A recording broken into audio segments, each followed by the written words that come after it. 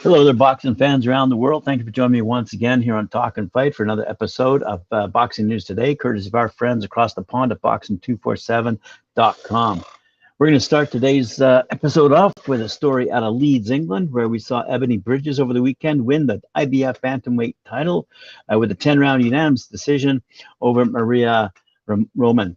The bout took place in front of a sold-out crowd at the First District Arena, as I say, at Leeds, England. And Bridges was managed by split team management under Brian Cohen and Team Empire Boxing, outworked and out-hustled Roman on the inside, as well as landing some great punches on the body. She was effective with her uppercut and took the lead from the outset. Good for Ebanie, who is really making great strides in the world of women's boxing and overcoming a lot of prejudice, shall we say.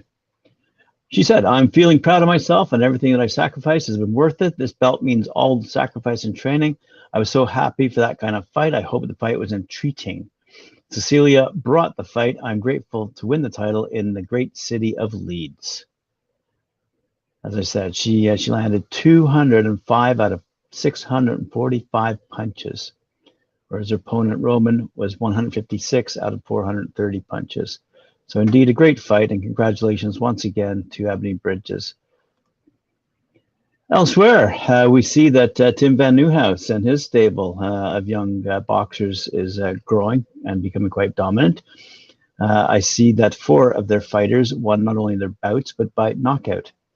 Cruiserweight Naji Lopez, super middleweight Daniel Blancas, middleweight Daryl Vincent, and super featherweight Jean-Paul Rivera got highlight reel knockouts this past Friday night on the newest edition of the emerging Florida-based Pro Box Promotions card. Being touted as one of the best cruiserweight prospects in boxing, Naji Lopez, who's now 4-0 with 4 knockouts, continues his career with a knockout streak, as I said, of 4. He stopped Anthony Stewart, who's 6-2-2 now, in the 4th round of a scheduled 6-round bout. Lopez continues to look like America's great next cruiserweight. Fair enough. Elsewhere, we see that Urbek Kolvatov went toe-to-toe against Adranik Grigorian, and this is a result that took place in the Carib Royal in Orlando, Florida. Urbek Kolvatov won his WBA featherweight eliminator bout against Adranik Grigorian in Orlando. Kolvatov scored a wide unanimous decision with scorecards of 119-109, 119-109, and 118-108. Thanks to his excellent boxing style, he imposed all the way through. It was a clash of 2 fighters with great projection. It was predicted to be a very close fight in which small details would decide the winner. However, Kolvatov blew all that away and dominated the fight at long distance, preventing Grigorian from getting into the exchange and nullified him to take an easy win in the ring. Although his opponent tried to get up in the final 4 rounds, Kolvatov was able to handle the situation and clinch the fight that was already secured on the scorecards. The winner's record now stands at 10 wins, no losses, and 9 knockouts, while Grigorian now has 14 wins, 1 loss, with 3 knockouts. Elsewhere, we see that there's fighting going on in Ecuador. Boxers who were born between 1982 and 2003 are eligible to attend the AMBC American Elite Boxing Championships. There are neutral referees and judges from Europe in the competition to do fair play in Ecuador, which hosted the last AMBC Confederation event for the elite women's boxers in 2009. Altogether, 197 boxers attending the AMBC American Elite Boxing Championships from 25 different countries down in Ecuador. The number of women's boxers is a record number of 75, and the most popular category is the featherweight division. That's 57 kilograms. 122 male boxers are competing for the 13 available male titles in Ecuador, where the lightweight, 60 kilogram, and light welterweight, 63.5 kilogram, are having the biggest number of athletes there. Among the title holders of the competition, Colombian Yeni Arias and Brazilian women's world champion Beatriz Ferreira, Argentinian Rosie Perez, and Canadian Tamara Thibault will be there in Ecuador to defend their thrones, which they earned 5 years ago. Good for them, and congratulations to the country of Ecuador for hosting that event.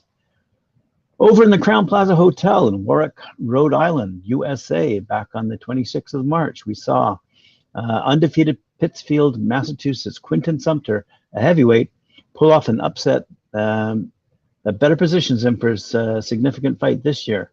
Sumter went into the Lions Den to face undefeated Providence heavyweight Timothy Hatfield, who's now 3-1 with 3 knockouts, a decorated New England amateur boxer without any reservations. Like a throwback fighter, Sumter never turned down a fight from his promoter, Chris Triati. Against Hatfield, Sumter came out throwing big overhand rights that obviously made a deep impression on his opponent, who was never in the fight despite one judge scoring the fight a draw, while the 2 others had Sumter winning all 4 rounds. Fair enough. Chris is always taking care of me. Sumter added to his quotes here. On the first heavyweight he calls, we had the fight on the Fury Wilder 3 card last October in Vegas, but that fell through. So I'm grateful for Granite Chin and proud of Chris for promoting me. By the way, Quinton's younger brother, undefeated super middleweight prospect Steven, who's 5-0, is also promoted by Granite Chin. That's good stuff out of New England there. All right, over we go to Spain. Upcoming at the Palau Olympic Vale d'Hebron in Barcelona. Following his sensational victory over Mikey Garcia in October last year, Barcelona's Sandor Martin, 39-2 with 13 knockouts, is set for a homecoming event against the all-action, hard-hitting Jose Felix, who's 39-5-1 with 30 knockouts this Saturday, April 1st.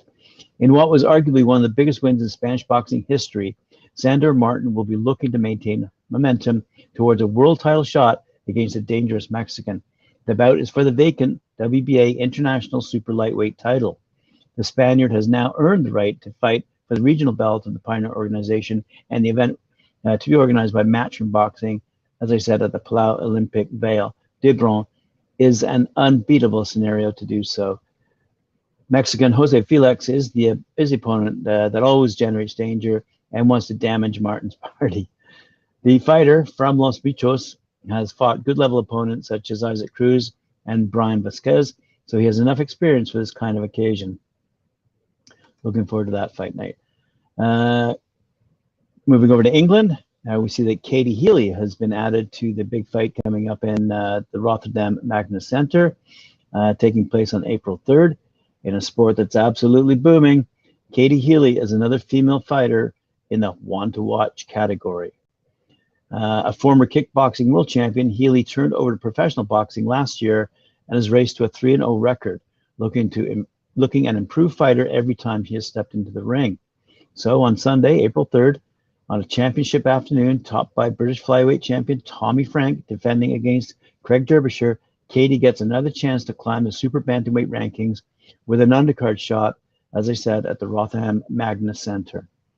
Ahead of the bout, the 23-year-old chats about her progress so far and the influence of world champion stablemate Hannah Rankin.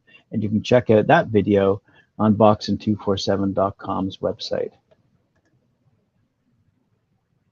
Also, quiet and unassuming Keenan Wainwright couldn't be any different in the ring. The Wolf can box, is clinical, and has very heavy hands, evidenced by his record of 7 wins, 1 defeat, and 4 knockouts.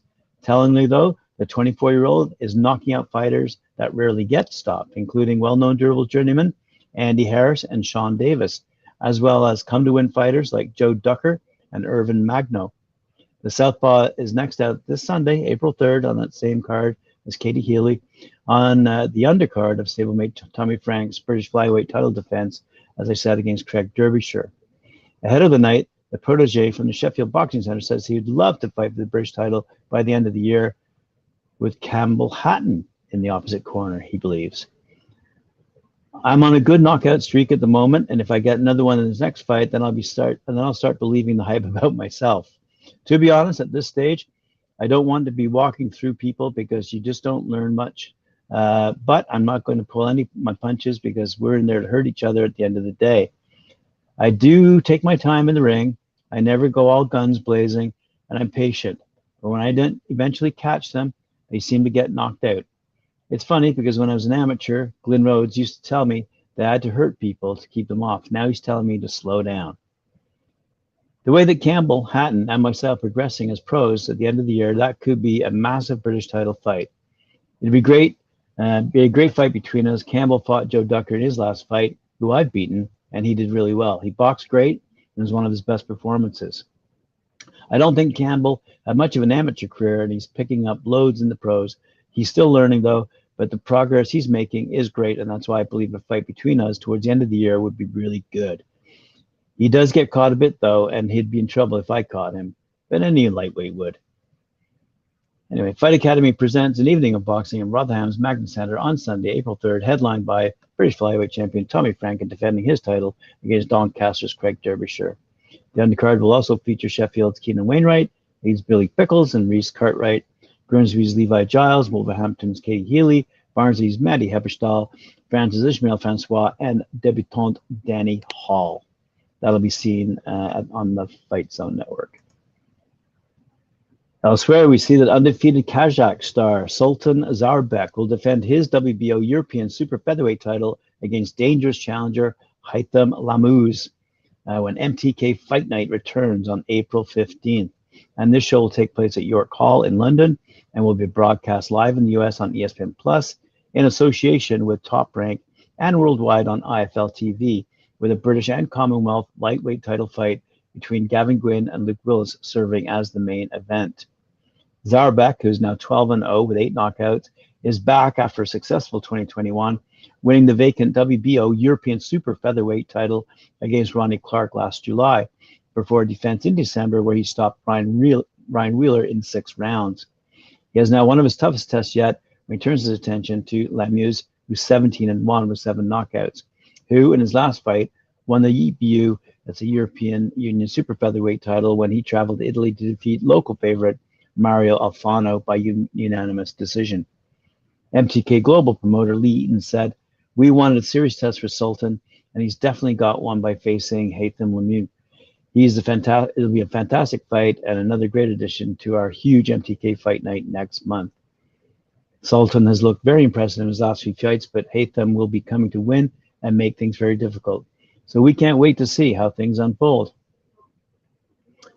Elsewhere on the event, April 15th, Sam Gilly defends his English Super Featherweight title against Drew Brown. Nina Hughes takes on Beck Conley. Plus Pierce O'Leary, Carl Fail, Elliot Whale, Dean Richardson, Paul Ryan, and Jimmy Croxton are all in action on that card. Let's move across the pond over to the AT&T Stadium in Arlington, Texas, where on April 16th, we're going to see a huge event, courtesy of Showtime Sports.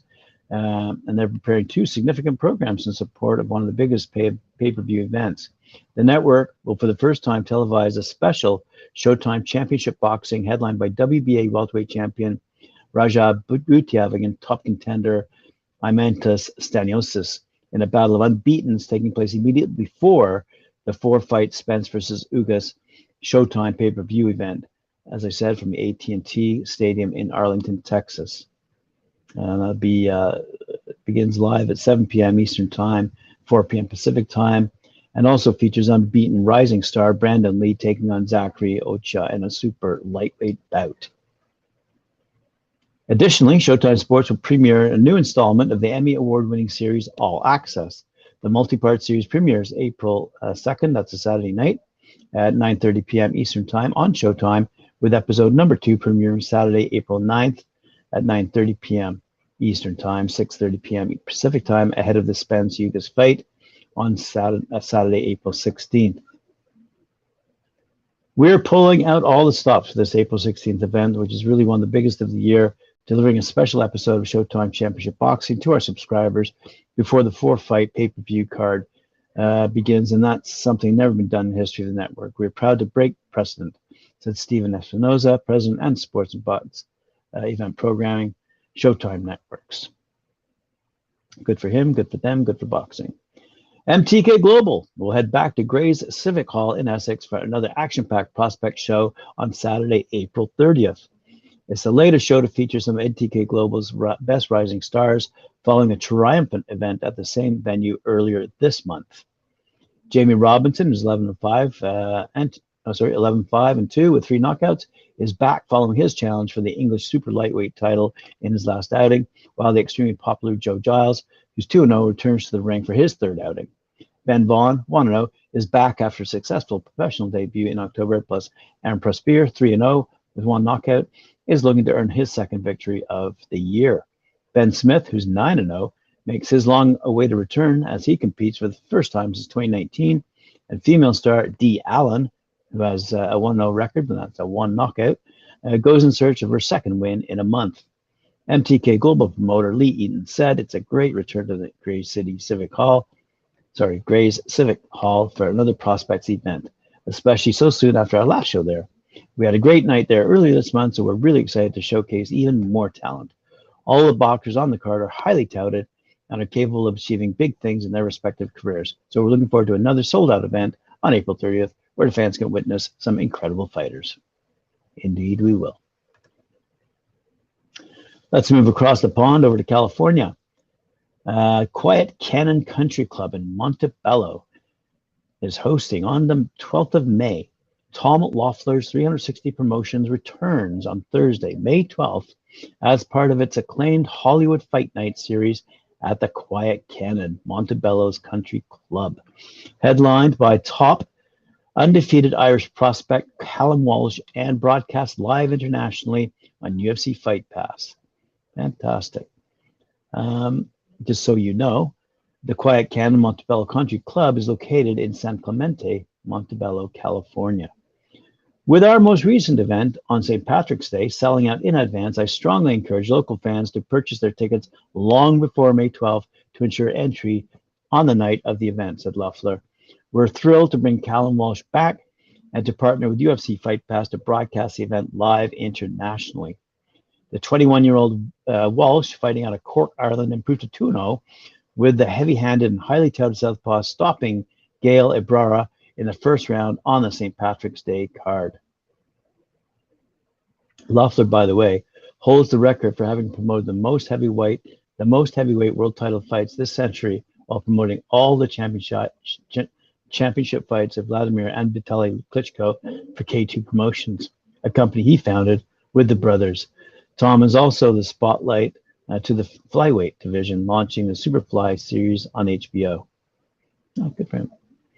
Alrighty, MTK Global will hold an International Box Cup event in Spain later this year, with the MTK Global Lionsdale Box Cup taking place in Cuela from May 20th to May 22nd. The amateur tournament goes alongside the already planned MTK Box Cup event in Glasgow, meaning that 2 huge MTK Box Cup events are scheduled for the coming months, with juniors, youths, senior, and elite boxers all eligible to enter.